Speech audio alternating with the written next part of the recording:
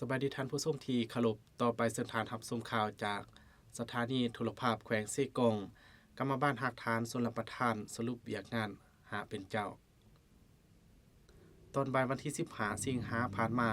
กรรมบ้านหักฐานชลประทานที่ขึ้นกับสหพันธ์กรรมบ้านแผนกกสิกรรมแขวงเซกงได้จัดกองประชุมสรุปการจัดตั้งปฏิบัติขอแข่งขันหาเป็นเจ้าประจำปี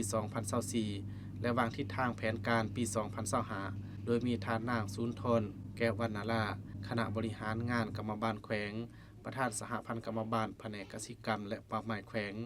ทานศรีสมุทรไสมนตรีเลขาหน่วยภาคชลประทานแขกถูกเชิญพร้อมด้วยสมาชิกกรรมบาลภายในหน่วยดังกล่าวเข้าร่วมท่านผู้ทอนแก้วมิไสประธานกรรมบาลหากฐานชลประทานแขวงเสียกองกล่าวว่า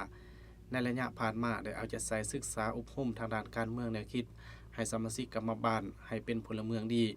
มีระเบียบวินัยในการออกแห่งงานเคารพต่อระเบียบกฎหมายของรัฐก็คือกฎหมายว่าด้วยกรรมบาลลาวและนิติกรรมอื่นๆพร้อมนี้ยังถือเอาเวียกงานปรับปรุงแบบแผนการนำพาและขยายการจัดตั้งกรรมบาลอย่างตั้งหน้าเสียเงินสติเงินบำรุงกรรมบาลเงินกองทุนช่วยเหลือซึ่งกันและกันอย่างเป็นปกติเป็นเจ้าการในการปกป้องสิทธิผลประโยชน์อันสอบธรรมของสมาชิกกรรมบาลกรรมกรสาวผู้ออกแห่งงานและเป็นเจ้าการปฏิบัติหน้าที่วิชาเฉพาะอย่างประดิษฐ์สร้างผ่านการประเมินขอแข่งขันหาเป็นเจ้าคือ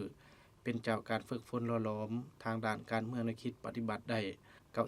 93.61 ส่วนห้อยเป็นเจ้าการปฏิบัติกฎหมายและระเบียบการของรัฐปฏิบัติได้ 93.71 ส่วนห้อยเป็นเจ้าการพัฒนาตนเองและการจัดตั้งปฏิบัติได้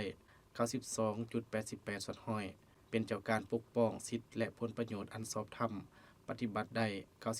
93.31 ส่วนห้อยและเป็นเจ้าการปฏิบัติหน้าที่เวียกงานวิชาเฉพาะอย่างประดิษฐ์สร้างปฏิบัติได้ 93.91 ส่วนห้อยจากนั้นก็ได้มีการมอบใบยังยืนหาเป็นเจ้าให้กรรมบาลหักฐานชลประทานพร้อมทางได้มอบใบย่องย่อให้สมาชิกกรรมบาล